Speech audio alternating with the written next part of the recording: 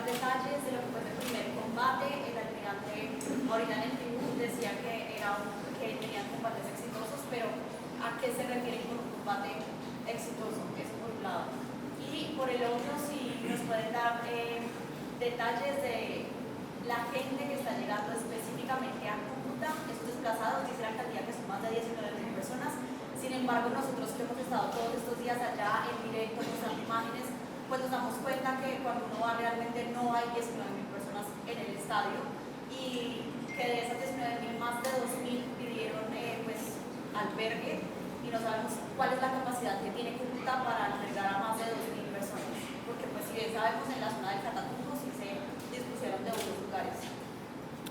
Gracias. Respecto de los combates, General Cardoso, comandante del Ejército. Muchas gracias, señor ministro. Sí, efectivamente, el primer combate fueron tropas de la FUDRA 3, pertenecientes a nuestra segunda división. Se presentaron en el día de ayer, en la tarde, específicamente sobre el suroriente del Tarra, tropas que ya están ingresando al Teatro de Operaciones con iniciativa propia y allí también recibieron el apoyo de nuestra artillería. Esos fueron los primeros combates. Por monitoría sabemos que la orden que les dieron era replegarse y no combatir con nosotros. Y respecto de las personas que han llegado a Cúcuta o que inicialmente estuvieron en el estadio o en otros centros acogidos por la Alcaldía Metropolitana. En un primer momento es la recepción de todo el que se diga desplazado o afectado por esta situación de violencia. Pero luego se va desarrollando un proceso de caracterización, de identificación, de contraste para definir la población efectivamente afectada. Desafortunadamente, frente a situaciones como esta que se presentó, algunos aprovechan las ayudas que se brindan, los mercados que se entregan, y eso incrementa número. No todas las personas están tampoco totalmente desplazadas, en el sentido que algunas tienen familia en Cúcuta y acuden para recibir los alimentos o estos apoyos, pero duermen donde sus familiares. Lo que se está haciendo, y aquí con la unidad de víctimas, el Instituto Colombiano de Bienestar Familiar, también con un concurso que entiendo desde la unidad de víctimas se está buscando con la Cruz Roja para que ayude en esa caracterización y orden. Hay, en lo que he venido hablando con el alcalde de Cúcuta, todavía la capacidad en el municipio, pero naturalmente aquí está concurriendo también el gobierno nacional y particularmente con estas ayudas que han sido trasladadas desde Bogotá con el apoyo de los equipos de la fuerza pública. De manera que me parece muy extraño algo que escuchaba de la personera de Cúcuta diciendo que solamente 50 almuerzos o 50 ayudas o 500 mercados, porque hemos visto de manera directa la cantidad de ayuda que se ha desplazado para Cúcuta, para Ocaña, para Tibú, desde el primer día, y en esto hay un compromiso y una responsabilidad compartida de las autoridades territoriales, pero también del gobierno nacional, y lo vamos a continuar asumiendo. Gracias, señor ministro. La siguiente pregunta es de Olga Lucía Cotomo de RCN. Ministro, mi pregunta va relacionada con Venezuela. ¿Es verdad o no si se reunió con el ministro de Defensa, también venezolano, y si fue así, qué temas se trataron? Y segundo, Diosdado Cabello se trasladó hacia el territorio colombiano para la entrega de ayudas, o eso lo hizo desde el lado fronterizo de Venezuela? Diosdado Cabello no se trasladó a Colombia. Es probablemente la confusión, para no hablar de mala fe, cuando se afirmó de parte de autoridades venezolanas que Diosdado Cabello llegaba al Catatumbo, desconociendo que hay una región del Catatumbo venezolano, que fue precisamente donde estuvo el señor Cabello. Entonces, enfáticamente negamos presencia de Diosdado Cabello en territorio colombiano. Efectivamente, y esto es todo lo que puedo declarar sobre ese tema particular, porque no vamos a dar detalles. Naturalmente estamos en unas conversaciones con el ministro de Defensa, el general Padrino. Tuve una reunión al mediodía en San Cristóbal y hablamos acerca de esta situación, la gravedad de la situación propiciada, ocasionada, desarrollada por el Ejército de Liberación Nacional en la región del Catatumbo. Le comentaba de qué manera, al estilo paramilitar, esa organización recorrió casas extrayendo personas para darlas de baja con lista en mano, como ocurría en Colombia en las finales de los 90 con los paramilitares y esas masacres terribles que los paramilitares cometieron. Y esto empecé comentándole al ministro de Defensa, al general Padrino, esta situación, y sobre dos temas particulares en los que tenemos especial interés. Uno relacionado con la presencia de integrantes del ELN en Venezuela y la necesidad que tenemos, y es la cooperación que esperamos de Venezuela, las autoridades venezolanas contribuyan con nosotros para la captura de estas personas, pero también relacionado con el mismo tema de integrantes del ELN, que podamos tener desde Venezuela acciones de contención respecto de esa organización, de manera que en las acciones que desarrolla, las operaciones desarrolladas por nuestra fuerza pública, por el Ejército Nacional, sean repelidos igualmente desde Venezuela, evitando el ingreso y generando la gran posibilidad de parte del Ejército Nacional de actuar contra estos delincuentes. Y otro tema que tiene que ver con las economías ilícitas, pero particularmente con el narcotráfico.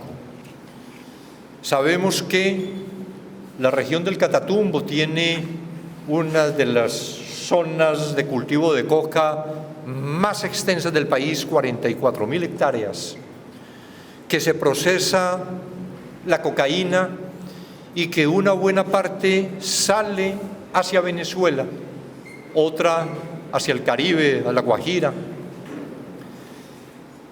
Y hablaba, además, en el tema de Arauca, que no tiene coca, que no se produce cocaína, pero que es un territorio de tránsito también hacia el estado Apure o el estado Amazonas.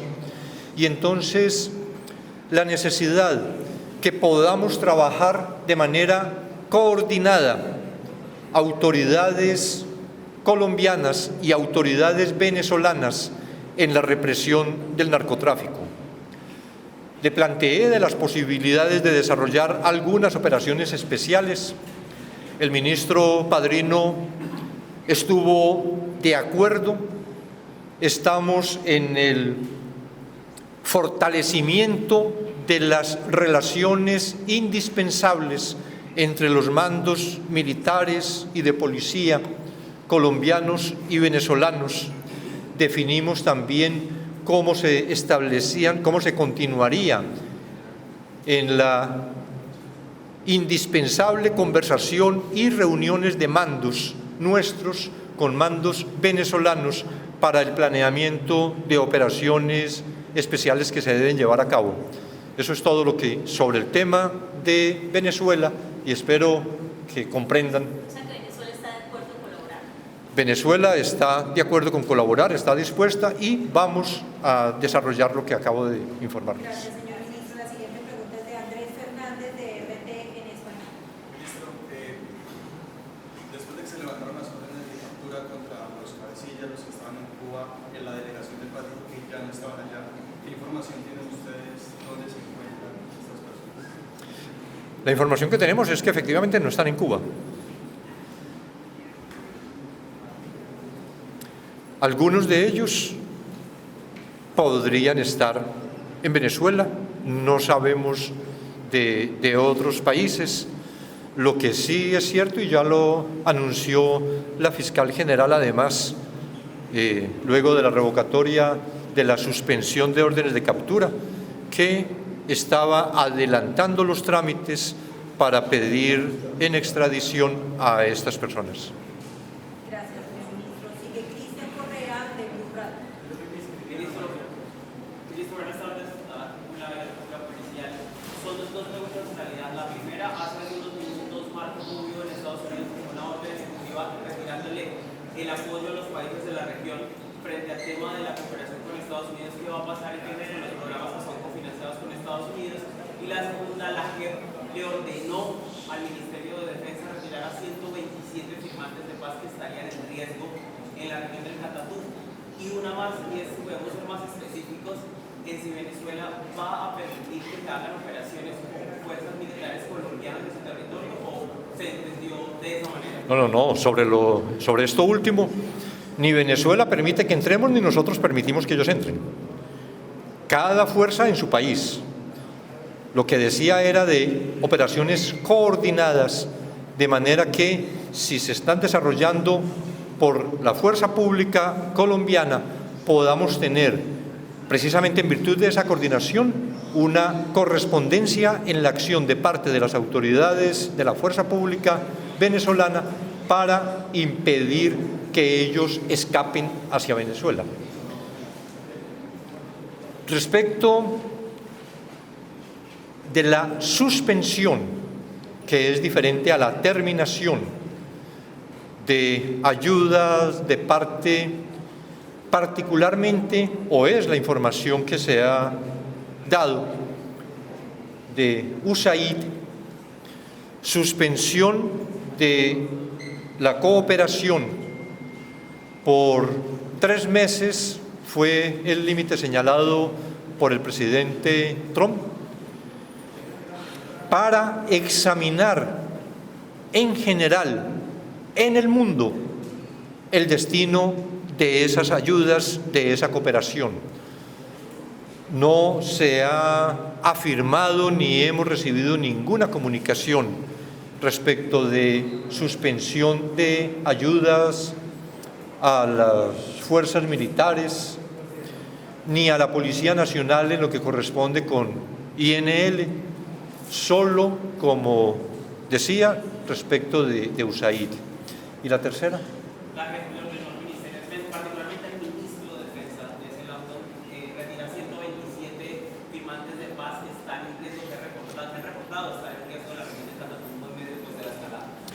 En ese trabajo estamos y hemos desarrollado, yo creo que eficientemente.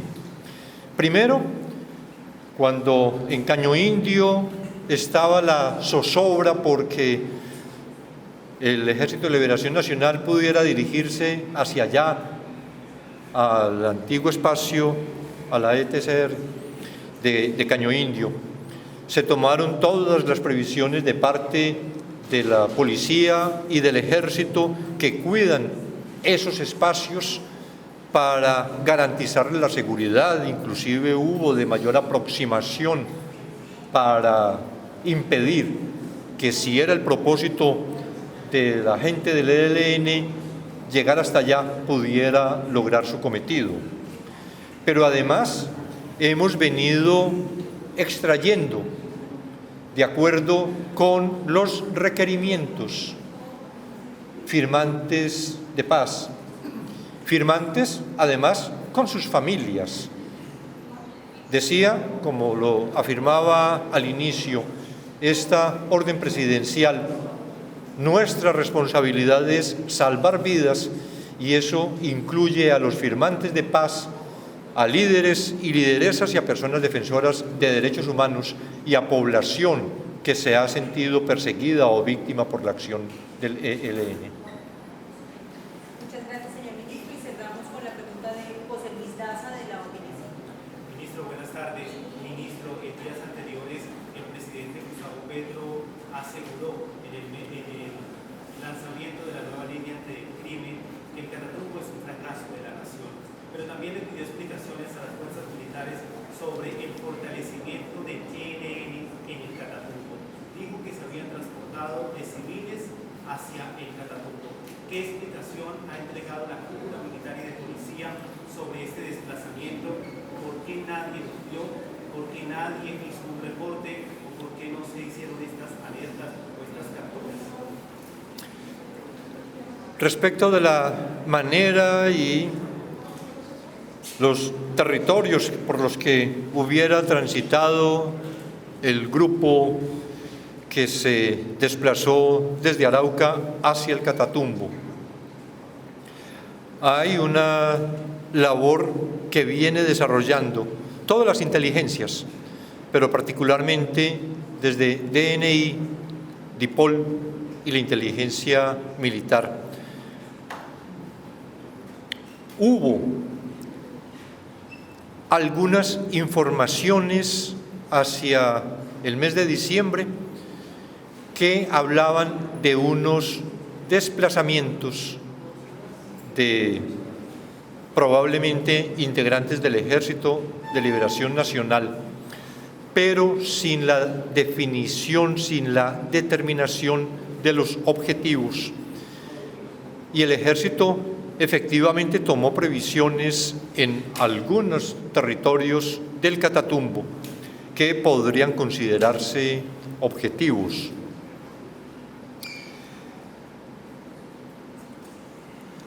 Ocurrió, como hablaba inclusive con muchos de los últimos que llegaron ahora rescatados, extraídos, trasladados por la Policía Nacional y la Fuerza Aeroespacial, que ni siquiera ellos en sus temores llegaban siquiera a vislumbrar que esta organización realizara actos del salvajismo como los que desarrolló contra la población. Decían en la posibilidad de confrontación con la estructura 33, sobre lo cual además siempre la fuerza pública está en el seguimiento para acudir en esas situaciones de confrontación para proteger a la población civil, pero no en acciones como esta, que, reitero, con esa característica de la operación paramilitar como fue desarrollada, y además con una actividad sicarial que igualmente resultaba inusual e inclusive respecto de la previsión. Pero todo esto, naturalmente, todo esto es, en todo caso, materia de evaluación, porque tenemos que valorar también toda la acción desarrollada desde las inteligencias y desde la propia fuerza pública. Y hay una situación adicional, y es que durante todos los días anteriores se venía preparando precisamente un nuevo encuentro en La Habana de la delegación de gobierno con la delegación del ELN, que aparecía como que continuaba esa organización, buscando la posibilidad, como era también el interés del gobierno, de restablecer efectivamente la mesa. Y eso hace que su criminalidad posterior resultara también mucho más imprevisible cuando se tenía, y era lo que además yo mismo hablaba con los delegados de gobierno a la mesa de conversaciones, se estaba definiendo respecto del contenido de las conversaciones en los acercamientos que la delegación del gobierno con la delegación del ELN iba a desarrollar en La Habana.